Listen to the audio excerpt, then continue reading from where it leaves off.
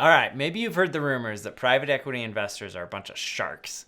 They're greedy, they're going to just strip your company for all it's worth and then dump it on the side of the road.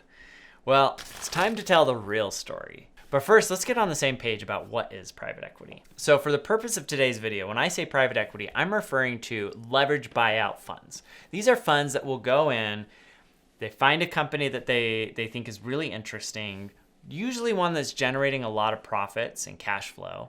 They'll buy the entire business, usually with a big healthy portion of debt as part of that acquisition.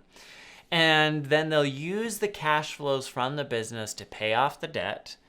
They may make some operational improvements to it, and then they sell it. They'll either take it public or they'll sell it to another private equity investor or a strategic. That is, at its core, private equity.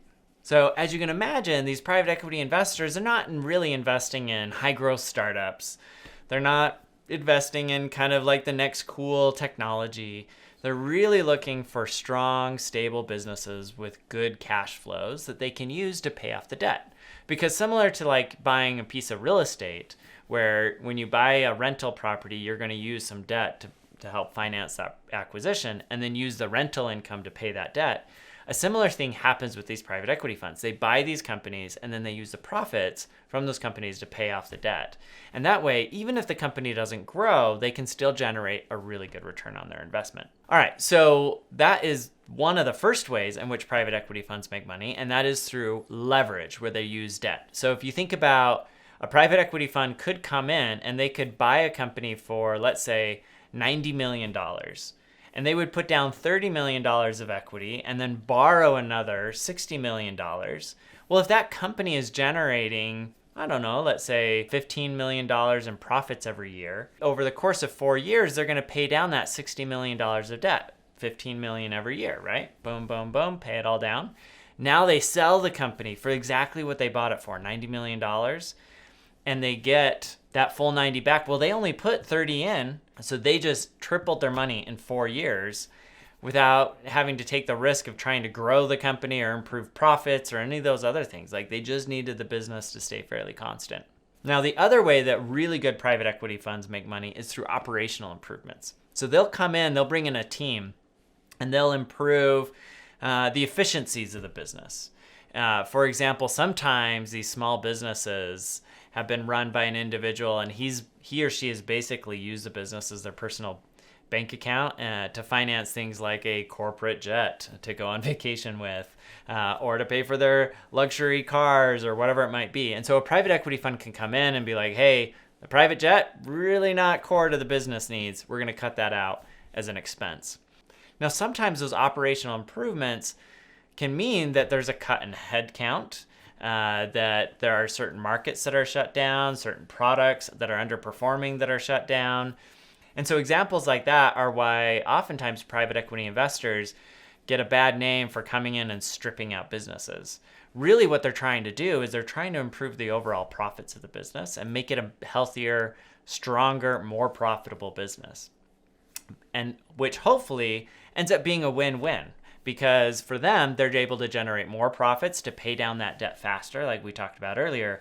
But it also means that the company is in a better position and less likely to go out of business, thereby creating stronger and more reliable jobs for those that are employed by the company. Those operational improvements may also include things like trying to get the company to grow and grow faster, or launching new types of products. So it's not always about creating more efficiency. Sometimes it is about growing top line. Closely tied to operational improvement is multiples expansion. Basically, what's happening with multiples expansion is you're increasing the value of the business. Now, that could be that if you take a company and you make it stronger and more efficient and generating more profits, the company is going to be worth more, right? If the company is growing and maintaining the same margin profile, but it's just growing, that's going to help generate more profits. Or it could be growing and absorbing more market share and just getting bigger and bigger and bigger. And as it gets bigger, then the company would be more valuable, all things being equal. And so multiples expansion is another way that this is done. A good example of that would be Bell, which does bicycle helmets. There was a private equity company that came in, they bought Bell. Bell was doing all their manufacturing in the US. They moved manufacturing overseas because they knew that's where the entire industry was headed. They got that all set up running. They drove down their costs drastically. That then improved profits and also allowed them to lower their price point just a little bit and improve growth. And then they sold it a year after that. So they held the whole investment for only a few years. But because they made it more efficient and a stronger business, another private equity investor was willing to come in and pay a slightly higher premium for that same business. The last way I'm not going to spend a lot of time on, but it is an area where a lot of private equity investors get a lot of criticism, and that is fees. So oftentimes what will happen is a private equity investor will take a board seat on the company, or they'll have their operational team working on the company, and then they'll charge the company fees for that expertise, for the taking the board seat, et cetera, and those get paid back into the fund. That's kind of going away, but there are still a lot of funds that will deploy that kind of mechanism to create more fee income for both the general partner, the private equity firm itself, as well as for their investors. Hopefully that helps you understand how private equity investors make money, and you can start to see some of the ways in which private equity funds can end up hurting businesses.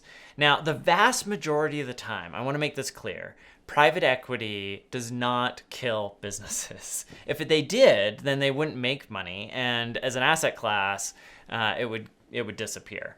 But the reality is that private equity investors are really good at what they do most of the time, and they come in and they make these businesses stronger and more profitable, and then oftentimes they can take a business that was just kind of like teetering along and turn it into a real powerhouse. So it's not always bad, but let me tell you some of the things that do kind of hurt. Like I said earlier, sometimes they cut staff to improve operational efficiency. Sometimes they may cut products. They may cut markets. That may not make sense if you're an employee at the company. Sometimes they'll cut wages if they just feel that, hey, these wages for what we're getting are just way too high, and they may need to right-size the ship, as they would call it in the industry. So there are a lot of ways in which a private equity fund coming in and buying a company can be painful, especially in the short run. The other issues, though, that are bigger issues than just like general cuts are times where a private equity fund over-leverages a business. And by that, I mean they put too much debt on the business and the company can't quite support it, in which case the company can't make those debt payments and ultimately has to file bankruptcy, where the lenders come in and basically take all the assets and sell them off for, basically for pennies. So that can be a real downside. Or another one is sometimes the private equity investors will come out, they'll buy the business, they'll basically kick out the founders or the CEO, the management team, and they'll come in and run it without really understanding the market. And I've seen that happen, locally here. There was a great company called Jamberry Nails. They did these like plastic sticker nails, primarily sold to women. And it was a cool product. Like, you could do these like really cool designs and they would last longer than typical nail polish, et cetera, et cetera. Well, the company had done really well, and then a private equity fund came in and bought them, made a whole bunch of changes, and within I think it was a really short time period, like 12 to 18 months, the entire business had gone under and basically disappeared. Sometimes you have those challenges where the private equity funds don't really know what they're doing, and they screw things up and the company goes under. That said, like I said earlier, most of the time these changes are for the best for the business, and private equity investors are able to really help build and grow businesses. I want to tell you an example of that. A few years ago, Hostess filed bankruptcy. Essentially what happened was senior management went to the employees and said, hey, we can't afford to pay you this much anymore. Like if we have to keep paying these rates, these wages, the company's going to go out of business. And the unions were like, we don't believe you. We're going to call your bluff, blah, blah, blah. You can't reduce our wages. We disagree with that proposal. And so, lo and behold, management wasn't bluffing, and Hostess went into bankruptcy. And everyone was freaking out. Maybe you remember this. Like on eBay, Twinkies were selling for like $100 a box, just like craziness. Because people were like, I'm not going to be able to get, my Little Debbie's cupcakes or whatever. And in my mind, I knew that Hostess was not going anywhere. It's such a big brand with such amazing distribution. Like somebody was going to buy those assets. And sure enough, they did. So here's what happened. Two private equity funds, Apollo and Metropolis, two very good private equity funds, came in and bought all of the assets of Hostess for less than $200 million out of bankruptcy. They immediately went to work restructuring the business. So they shut down underperforming facilities and plants and so on and so forth. They brought back employees, but not as many as they had before. They reset the wages to be something that was more appropriate for the business. And then they put in even more money to help create this new marketing plan. It was like the biggest comeback of ever, something along those lines. Well, fast forward, we still have Twinkies on the shelves today. Arguably, the product quality has improved. Today, the company employs over 2,000 people and has generated an insane return for those investors. They took that $200 million investment and have since turned it into literally billions of dollars. They've taken that relatively small investment of $200 million and turned it into literally billions of dollars to date. So sometimes private equity can be painful, but other times they can really help build really great businesses. So it is a little nuanced. But so hopefully you can see how private equity isn't really necessarily good or bad all the time. Sometimes they make mistakes. Let me tell you about Bain Capital. So Bain is one of the most storied, largest private equity funds in the world, founded by Mitt Romney way back in the 80s. Well, Bain came in and they bought Toys R Us. They put a ton of debt on the company. So unfortunately for Toys R Us, they hit this massive headwind, which was people were starting to shift their spending online and less at big box retail like Toys R Us. And unfortunately for Bain Capital, they had put a lot of debt onto the business. And so they thought, when they built their models and so forth, that Toys R Us was this really strong brand. It was going to continue to perform well and not be too heavily impacted by these headwinds. Well, it turns out that they were impacted by the headwinds more than they expected. And all of a sudden, that debt that was on the business became totally unmanageable for Toys R Us, thereby pushing it into bankruptcy and forcing all of the employees at Toys R Us to effectively lose their jobs. In fact, it was so bad that there was a lawsuit by all of the employees to go after Bain Capital and the other private equity investors and sue them for severance because they really felt like it was Bain Capital's decision and them pushing so much leverage on the business that ultimately put them under.